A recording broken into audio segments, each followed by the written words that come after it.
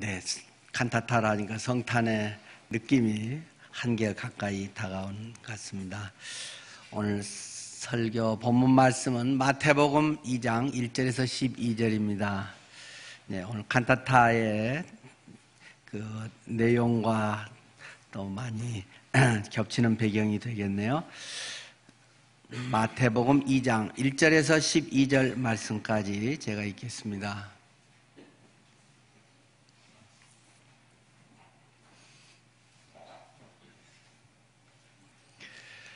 헤롯 왕 때 예수께서 유대 베들레헴에서 나심에 동방으로부터 박사들이 예루살렘에 이르러 말하되 유대인의 왕으로 나신 이가 어디 계시냐? 우리가 동방에서 그의 별을 보고 그에게 경배하러 왔노라 하니 헤롯 왕과 온 예루살렘이 듣고 소동한지라.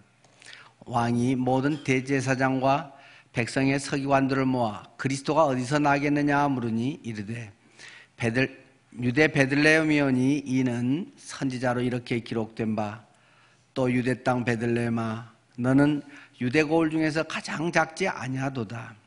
내게서 한 다스리는 자가 나와서 내 백성 이스라엘의 목자가 되리라 하였음이니이다. 이에 헤롯이 가만히 박사들을 불러 별이 나타난 때를 자세히 묻고 베들레헴으로 보내며 이르되 가서 아기에 대하여 자세히 알아보고 찾거든 내게 고하여 나도 가서 그에게 경배하게 하라. 박사들이 왕의 말을 듣고 갈새 동방에서 보던 그 별이 문득 앞서 인도하여 가다가 아기 있는 곳 위에 머물러 서 있는지라. 그들이 별을 보고 매우 크게 기뻐하더라. 집에 들어가 아기와 그의 어머니 마리아가 함께 있는 것을 보고 엎드려 아기께 경배하고 보배 합을 열어 황금과 유향과 모략을 예물로 드리니라. 그들은 꿈에 헤롯에게로 돌아가지 말라 지시하심을 받아 다른 길로 고국에 돌아가니라. 아멘. 네, 오늘 본문의 말씀을 중심으로 성탄을 맞이하는 자세 이런 제목으로 나누려고 합니다. 성탄을 맞이하는 자세.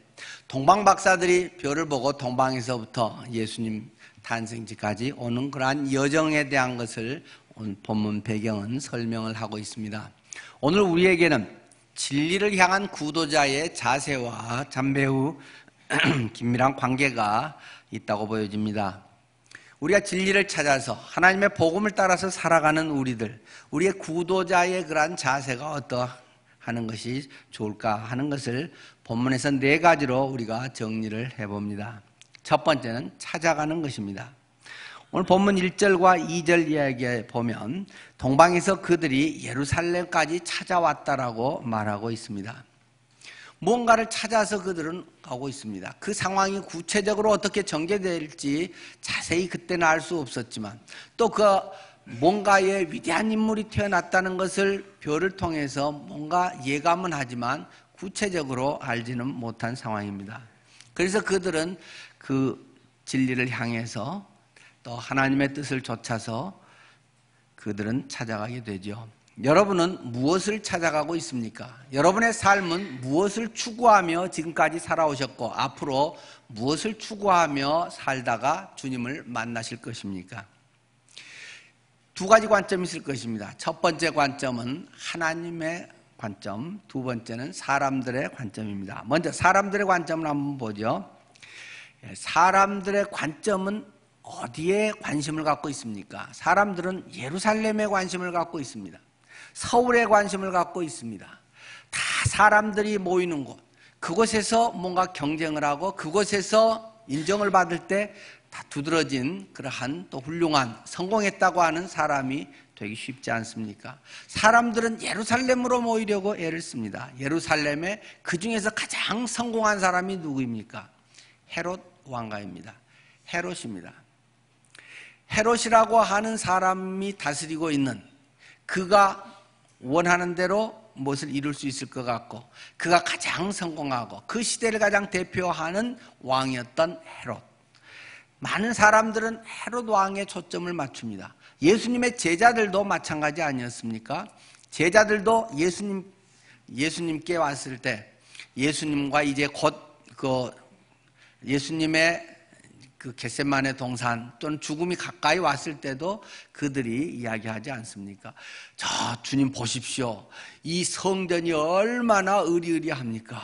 46년째 짓고 있습니다 하면서 성전을 자랑하고 있습니다. 예수님께서 그때 하신 유명한 말씀이 있으시죠? 너희가 이 성전을 헐라. 그리하면 내가 3일 만에 일으키리라.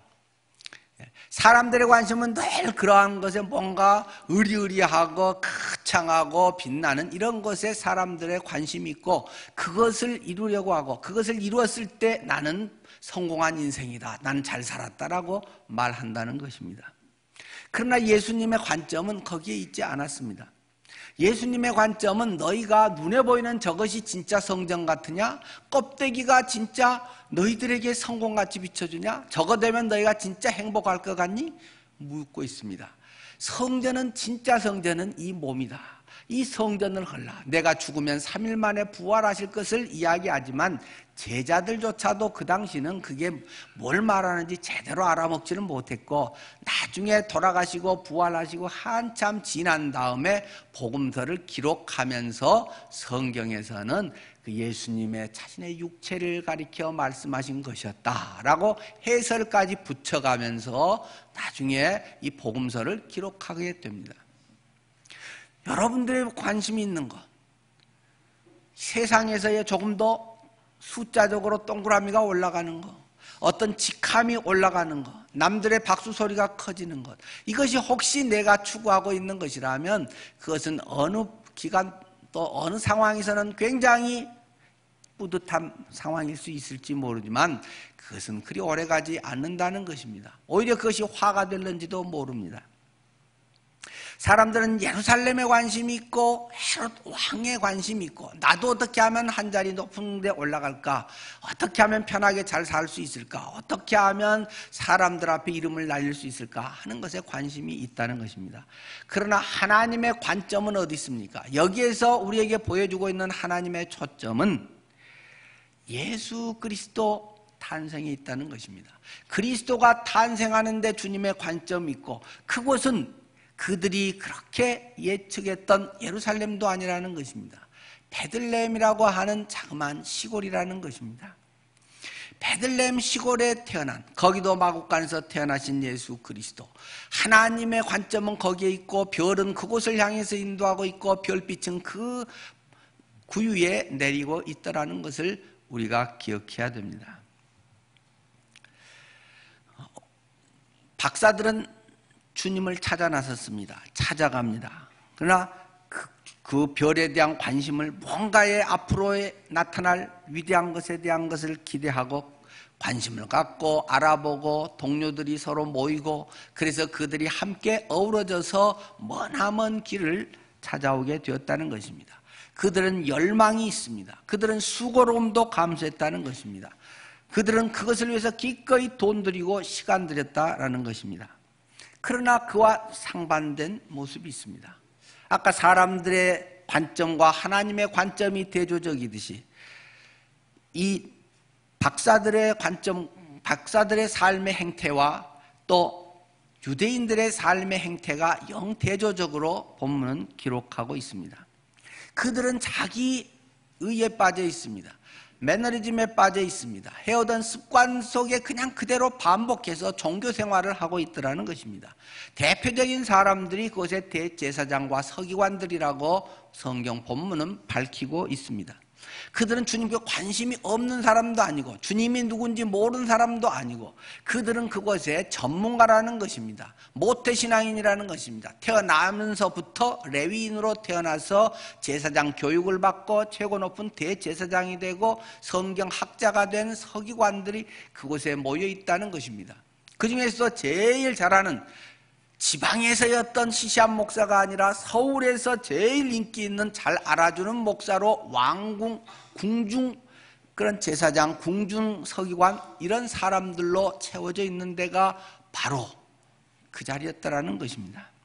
그러나 그들은 오늘 본문에서 보면 아무 대책도 없었다는 것입니다. 동방박사는 저쪽에서부터 무슨 낌새를 알아채고 뭔가는 정확히 모르지만 그곳까지 오는데 그 안에 있는 사람은 이미 주님 안에 있다고 생각하고 이미 나는 오랜 예수님 믿는다고 생각하고 이미 어떤 직분을 갖고 있고 그런 사람은 거기에 대한 어떤 기대감도 없고 열망도 없고 반응도 없고 대책도 없고 그냥 그렇게 살고 있다는 것입니다.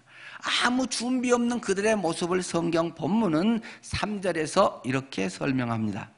헤롯 왕과 온 예루살렘이 듣고 소동한지라. 허겁지겁하고 있는 그들의 모습에 소란해서 이게 뭔 일이야? 준비된 사람은 그렇게 호들갑스럽지 않습니다. 준비된 사람은 그렇게 허겁지겁하면서 정신 못 차리지 않습니다. 아무 준비가 없는데 갑자기 무슨 일이 닥치면 얼마나 당황스럽겠습니까? 바로 이 유대인들이 그런 모습이었다라는 것을 말해주고 있습니다. 그들은 예수님을 찾지도 않습니다. 예수님을 경배하지도 않습니다. 예수님에 대해서 그런 기대감이나 그런 메시아 구세주에 대해서 구체적으로 그들은 삶 속에서 그분과 뭔가를 함께 하려고 하지 않습니다. 지식적으로만 합니다. 종교적으로만 합니다. 예배 시간에만 합니다. 그들의 삶은 그것과는 영 별개로 살아가고 있다는 것입니다. 성경에서 우리는 그것을 확인할 수 있습니다. 동방박사들이 방문을 해서 묻죠. 유대인의 왕으로 나신 이가 어디 있습니까? 라고 물을 때 그들은 허겁지겁해서 어쨌든 공부 잘하는 사람들은 이걸 빨리빨리 찾아내잖아요. 자기 전문 분야니까 전문가는 얼른 대답을 합니다. 미가서 5장 2절을 딱 찾아냅니다. 오늘 성경 본문에도 있죠. 6절에 또 유대 땅 베들레헴아 너는 유대 고을 중에서 가장 작지 아니하도다. 내게서 한 다스리는 자가 나와서 내 백성 이스라엘의 목자가 되리라. 베들레헴이네요 하고 착 찾아냅니다. 성경 퀴즈 대회를 하면 기가 막히게 합니다. 뭔가에 대해서 말하면 얼른 대답은 잘하고 하는데 중요한 것은 이들 중에 한 명도 베들레헴으로 찾아간 사람은 없다는 것입니다. 자, 그전에는 몰랐으니까 그렇다고 합시다. 그러면 동방의 박사들이 와서 물어봤을 때 찾아서 베들레헴에서 태어난다고 돼 있습니다 라고 가르쳐 줬으면 적어도 박사들이 간 다음에 거기서 몇 명은 대표를 보내서든지 아니면 개인적으로라도 가봐야 하는 거 아니겠습니까? 성경은 일체 아무런 언급을 하고 있지 않습니다. 한 명도 안 간 것입니다. 거기에서 평생 그것을 전업으로 하고 그것의 전문가라고 하는 잘 안다고 하는 이 사람들은 그 동방박사들은 경배하러 그 멀리서 와서 갔지만 그들은 이 베들레헴에 한 명도 그 전에도 마찬가지고 후에도 한 명도 진정으로 경배하고 환대한 사람은 아무도 없었다라는 것을 성경은 우리에게 말씀해주고 있는 것입니다. 오히려 그들은 더 위선적인 모습을 나타내기도 한다는 것입니다. 가장 성공했다는 사람, 가장 대표적인 이 헤롯, 그가 그들의 모습을 아주 단적으로 제일 표상적으로 말해주고 있는 내용이 아까 우리가 읽었던 본문의 8절에 기록이 되어 있습니다. 베들레헴으로 보내면서 헤롯이 말을 합니다. 가서 아기에 대해서 자세히 알아보고 만약 찾으시거든 나한테 꼭 좀 알려주세요. 왜요? 나도 가서 그에게 경배하고 싶습니다. 내가 통치하는 우리 지역에 그런 구세주가 났다는데 당연히 나도 해야지요 하고 지자체 장으로서 당연히 행사 있으면 참석하고 뭐 하면 하고 축사하고 가서 당연히 한다는 것입니다. 그러나 마음은 하나도 없습니다.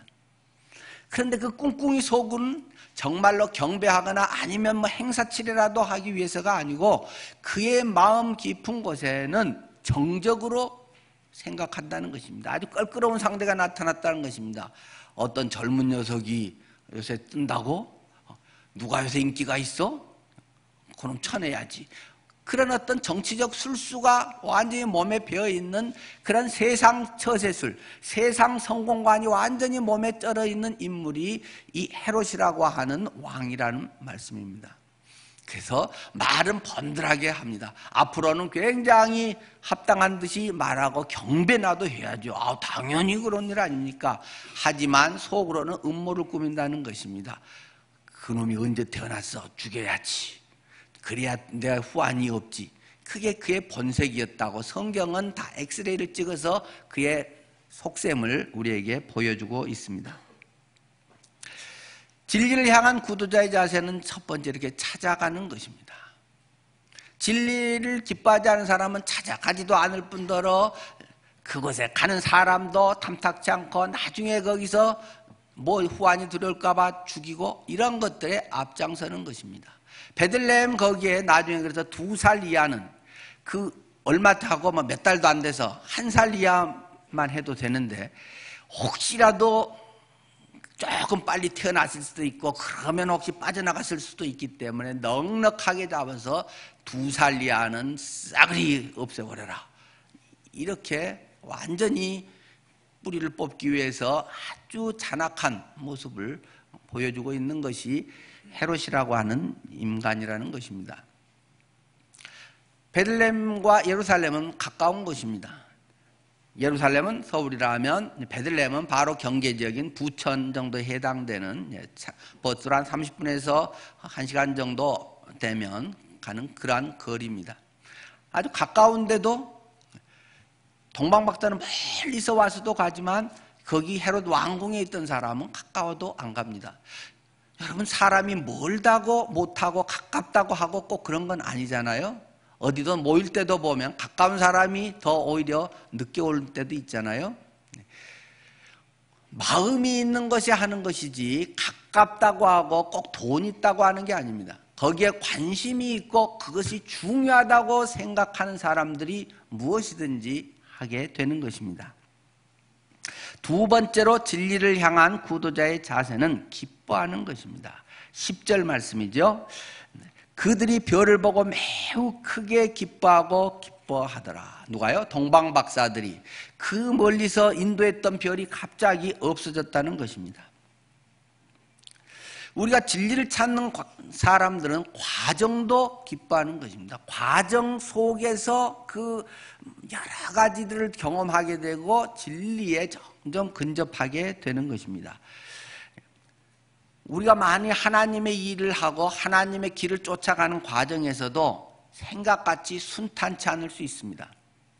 우리 생각에 별이 한번 착 나타나가지고 끝까지 쫙 해서 베들레헴 마구간에까지 쫙 비춰주면 얼마나 좋겠습니까? 근데 갑자기 어느 정도 와서 사라져버렸다는 것입니다.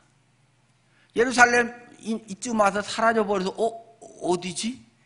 해서 우리가 상식적으로 생각해서 예루살렘이겠지. 제일 중요한 데서 그 제일 똑똑한 사람들 있고 제일 뭐 할 만한 사람 인재들 많은 데서 뭐 되겠지라고 생각해서 거기 가서 물어볼 수밖에 없었다는 것입니다. 그리고 나오니까 그때야 별이 다시 나타납니다. 여러분의 삶에서 하나님께서는 처음부터 끝까지 쫙 보여주면서 어떤 일을 하면 하나가 착착착착 하고 순종한다고 일이 다 계속 잘 풀리는 거 아닙니다. 주님의 일을 실제로 해보는 사람들은, 길게 해본 사람들은 이것을 여러 번 경험하게 됩니다. 하다가 어느 순간에 열심히 하고 순수하게 하고 정말 아름답게 하는데도 오해받는 일들이 있습니다. 갑자기 일이 꼬이는 수들이 있습니다. 다른 사람의 비난을 받기도 합니다. 자기 몸이 아파져 버리기도 합니다. 갑자기 이러한 장애를 만납니다. 난관에 부딪히기도 합니다. 그런 일은 하나님의 중요한 일일수록 거의 항상 있기 마련입니다.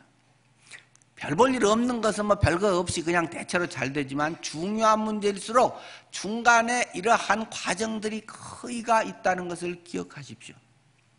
그러한 과정들 속에서 그전에는 수동적으로 쫓아오게 됩니다.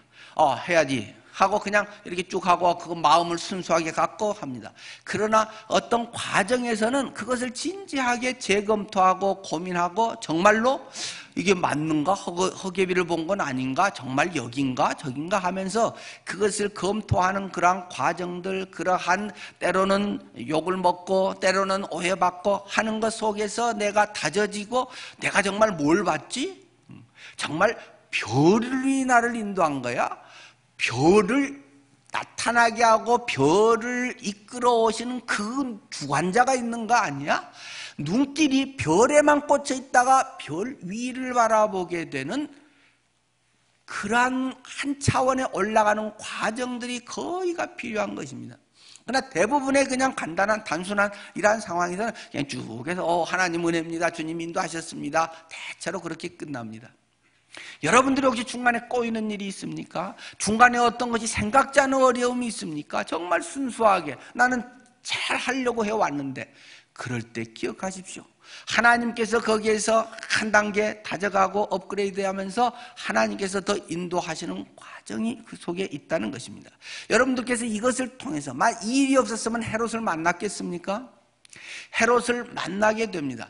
근데 이제 물론 개인적으로 보면 헤롯이 그것을 몰랐으면 나중에 어땠을런지 그거는 우리가 모르겠지만 뭐 베들레헴의 이 참사 사건도 있고 뭐 한 성경학자들은 그것에 대해서 한 10여 명 정도 됐을 것이다. 두살리아에 죽은 그 자그마한, 지금도 굉장히 시골이기 때문에 자그마하기 때문에 그 당시 뭐 두살리아가 그렇게 많지는 않았으리라고 학자들은 이야기하죠. 그런데 하여튼 10명이든 20명이든 간에 한 명이라도 그건 얼마나 끔찍한 일입니까? 그런데 오늘 성경은 그것을 눈여겨보고 18절에서 그런 이야기를 하고 있죠. 17절부터 보면 이에 선지자 예레미야를 통하여 말씀하신 바 라마에서 슬퍼하며 크게 통곡하는 소리가 들리니 라헬이 그 자식을 위하여 애곡하는 것이라. 그가 자식이 없으므로 위로받기를 거절하였도다 함이 이루어졌느니라. 지금 중요한 것이 마지막 끝의 이야기입니다. 이게 뭐 예레미야 어디에 나오냐, 뭐 예레미야 31장 15절 16절 뭐 지금 그게 중요한 게 아니고 구약에 예언했던 하나님의 말씀이 이루어졌느니라. 하나님의 예언 성취의 과정이라는 것입니다.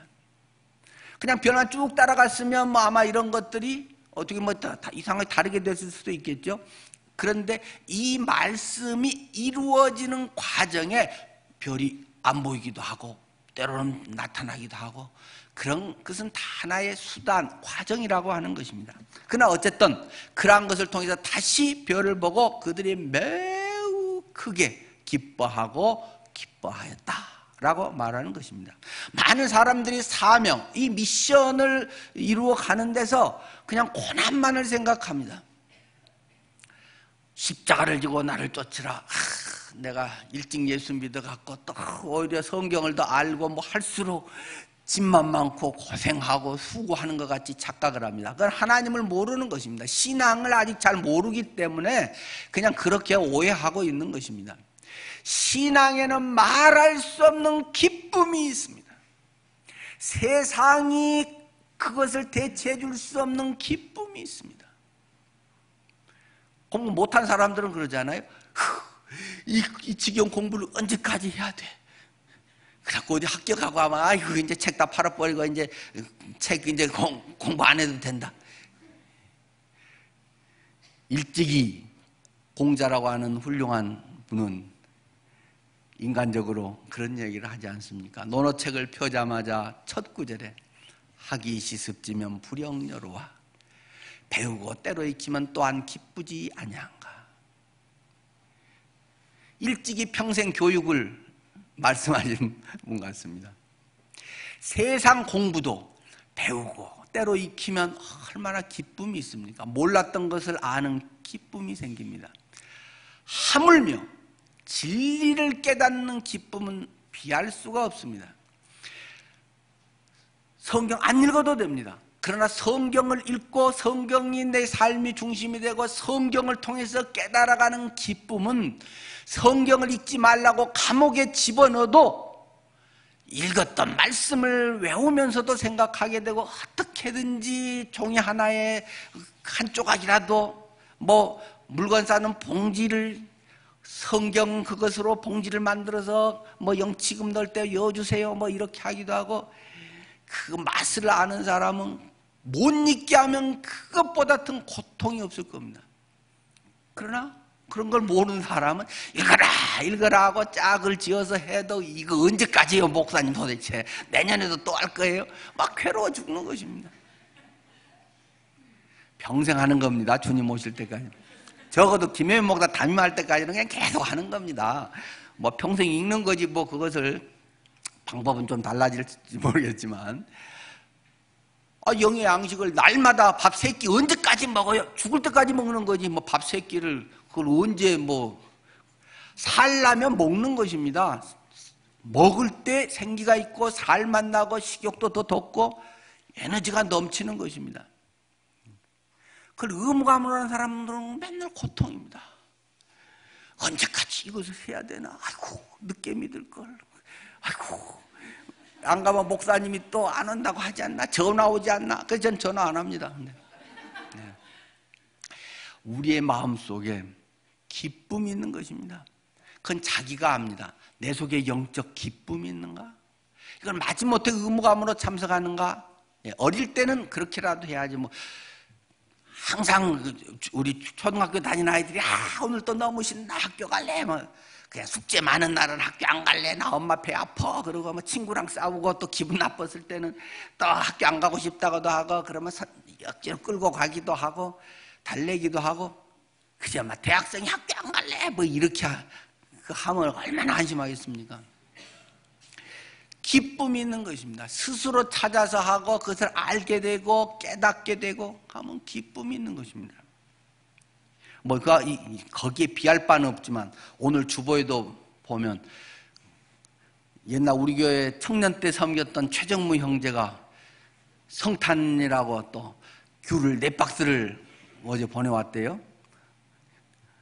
청년 때 우리 교회에서 아주 열심히 해서 우리가 목포까지 막 내려가서 결혼식 축하하고 제가 물론 조례했었고 지금 청주 내려가서 한 지가 뭐 거의 20년 되는데 지난번에도 또 화분도 보냈더니 성탄이라고 또 귤 4박스를 보내고 한 20년 전에 함께하고 가르쳤던 청년이 그런 것을 누가 한 말도 안 하고 잊어먹고 있었는데 귤 4박스 보내서 목사님 성탄 즐겁게 잘 지내세요. 그렇게 하면 그런 맛으로 목회하는 거 아니겠어요?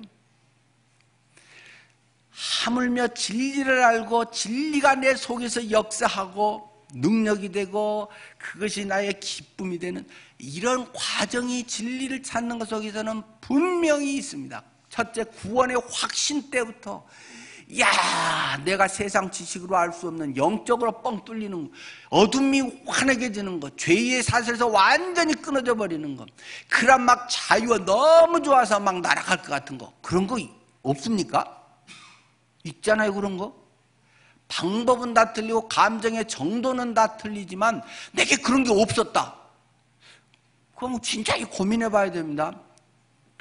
많은 우리가 구원을 전할 때 전하는 것 중에 자칫 오해하는 것이 사형리 그 기차에서도 있듯이 기관차가 있고 객차가 있는데 기관차는 사실이고 뒤에 객차는 감정이고 그건 맞는 말입니다.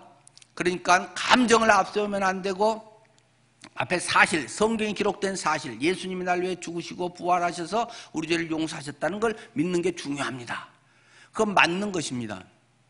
순서상은 맞는 것입니다. 그런데 사실만 아는 거 감정이 없다. 그건 가짜입니다.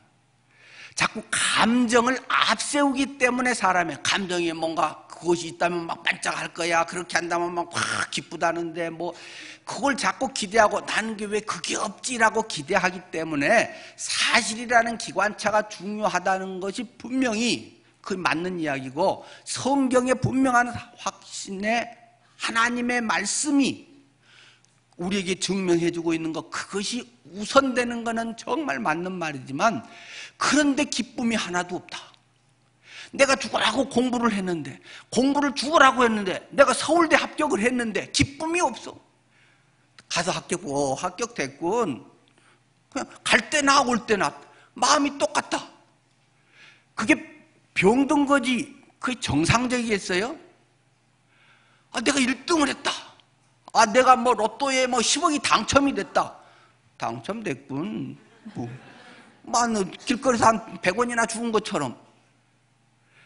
얘가 지금 10억의 가치를 10원짜리로 알고 있어서 몰라서 그러는 거지, 정말로 구원이 얼마나 중요한 걸 알면 좋아서 절도할 판입니다. 며칠 울어도 다 못 울 사람들이 수두룩한 것입니다. 구원의 가치를 너무 모르기 때문에 얼마나 좋은지 그 감정이 없는 것입니다. 그건 사람이 아닙니다. 목석 같은 죽은 감정이 없는 존재이지 그것이 믿음이 좋은 게 결코 아닙니다.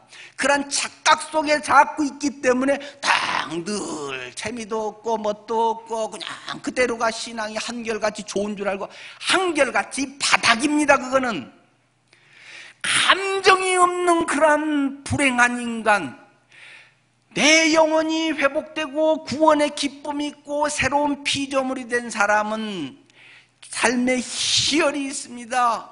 감격이 있어 남모르는 은혜와 비밀이 있는 것입니다. 이 사람들은 그 별 하나를 보면서 꼭 별이 별 달라고 그러겠어요?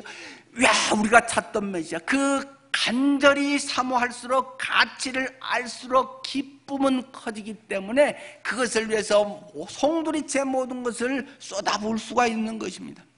마태복음 13장의 예화가 그렇지 않습니까? 어떤 사람들이 밭에 보화가 묻혀있는 것을 보았다. 그래서 그 사람이 가서 어떻게 보화가 있군, 이거 보화네? 그리고 그냥 집에 가서 계속 직장생활하면서 그냥 똑같이 살았다. 그럼 성경이 썼겠어요? 그 사람이 돌아가서 자기 재산을 전부 팔아서 그 땅을 사버렸다.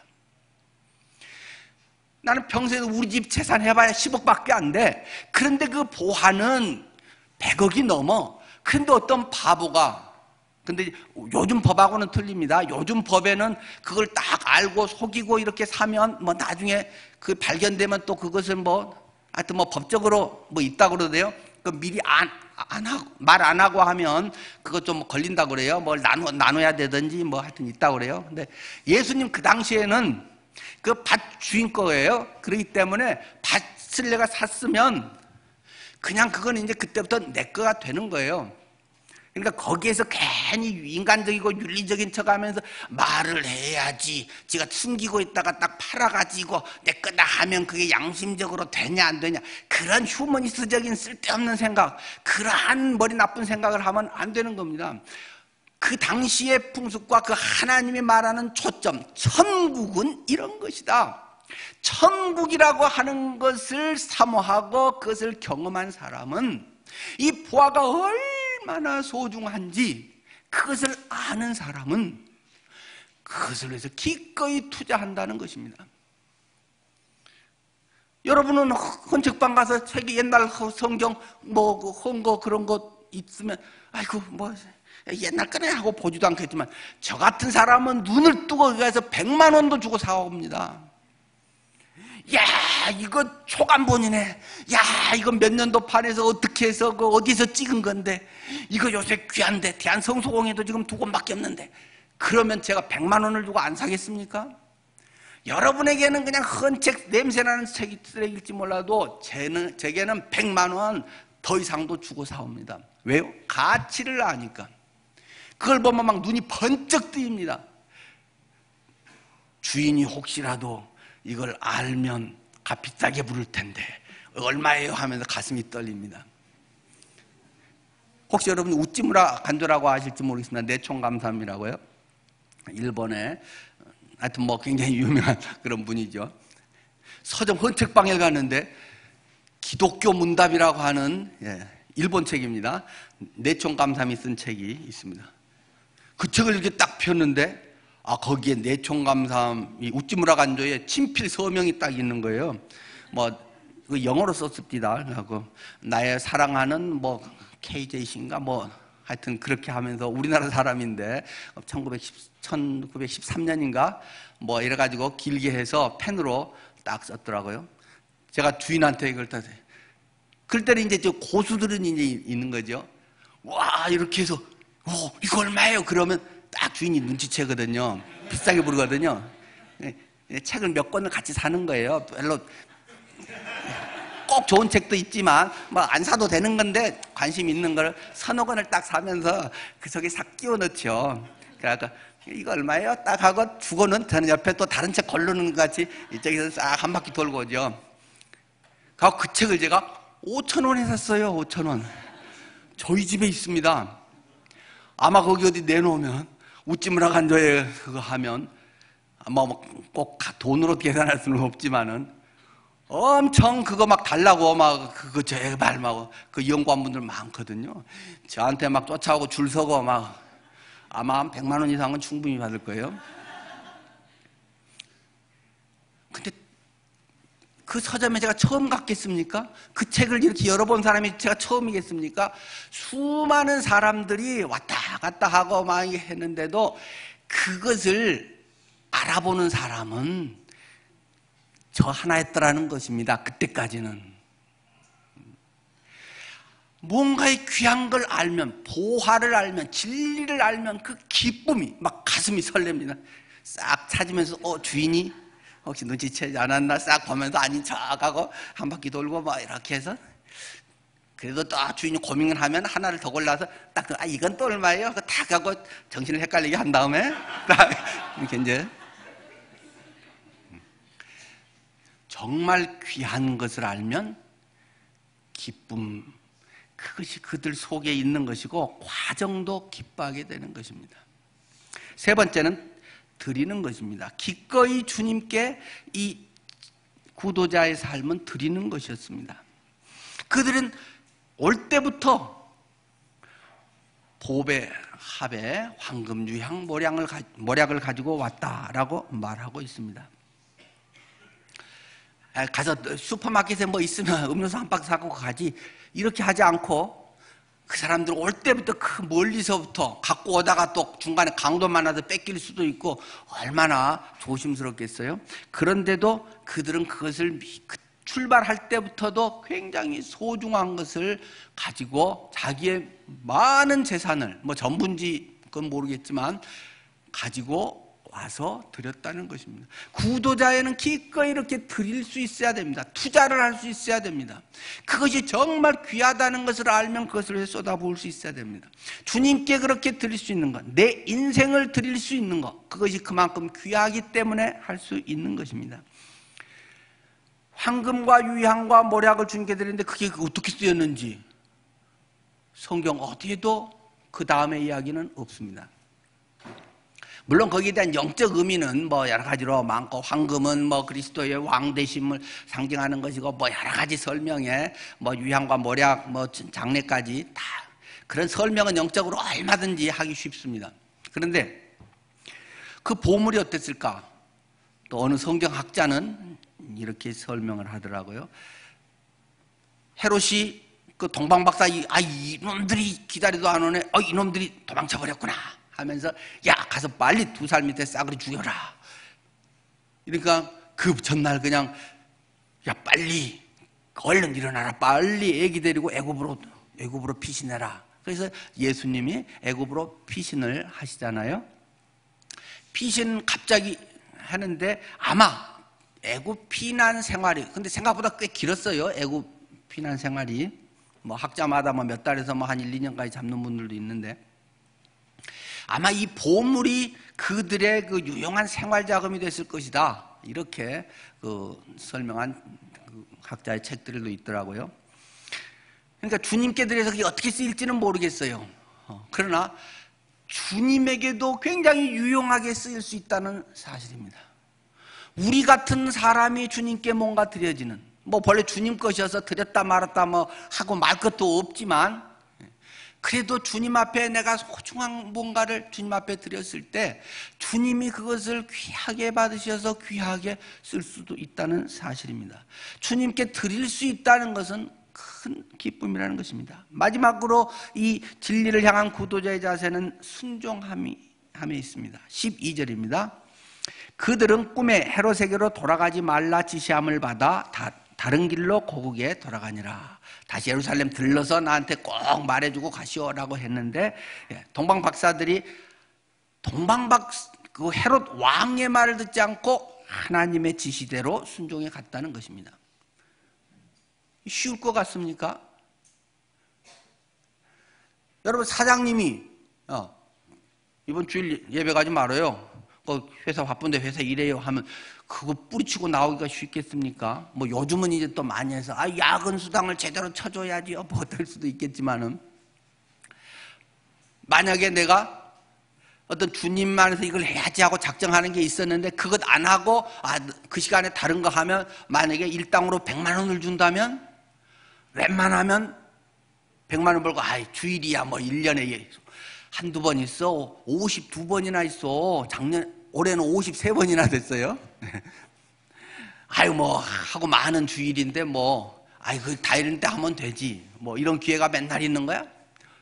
너무나 쉽게 자기가 어떤 주님 안에서 하려고 했던 것, 또는 주님이 내게 맡겨주셨다고 생각하는 것도 너무 쉽게 한 돈 100만 원에, 한 돈 1000만 원에, 또는 조금 내게 유익된 것에 금방 팔아먹어버리는 사람들이 너무 많다는 것입니다. 하나님의 말씀을 정말 소중히 여기는가? 목숨 걸고 때로는 하나님의 말씀을 내가 지키려고 하는가? 주님과의 약속한 것을 내가 신실하게 평생에 어떤 손해를 봐도 감수하려고 하는가? 깊이 생각해 봐야 됩니다. 저는 화투를 전혀 못 칩니다만은 그래도 주워 들은 말은 있어가지고 낙장불입이라는 말을 제가 압니다. 아마 이렇게 탁 냈다가 잘못 냈어 다시 해갖고 다시 이렇게 해가지고 다른 거 내려고 하면 그 쓰는 말인가 보네요. 맞습니까? 한번 내놓은 것은 다시 걷어들여서 하면 안 된다. 낙장불입. 저는 그런 생각이 듭니다. 세상의 노름판에서도 낙장불입인데 하나님과 약속하고 하나님의 뭔가를 하겠다고 하는 것에도 낙장불입이 너무 난무합니다. 이렇게 하겠습니다 하고 기도하고 송구영신 때 하고 뭐 하고 하는데 그것이 며칠도 안 가고 말아버리고, 하나님 했다가 하나님 나 형편 아시지요? 그러고 그냥 걷어들여 버리고, 나 아프니까요 하고 말아버리고, 너무 낙장불입을 아주 만사형통처럼 써먹어 버립니다. 주님에 대한 순종함, 하나님과의 내가 어떤 혹시 약속을 젊은 날에 했습니까? 평생을 걸고 이루십시오. 저는 학생 시절 때 흥사단 활동을 할 때 저는 안창호 선생을 굉장히 존경했습니다.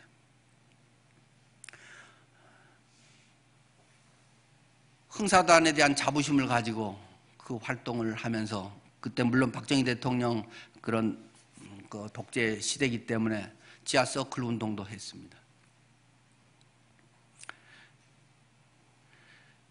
어떤 그런 조국을 위해서, 또 안창호 선생의 그런 좋은 정신들, 안창호 선생이 마지막 감옥에 잡혀서 죽은 것은 한 어린 소년과의 약속을 지키기 위해서였습니다.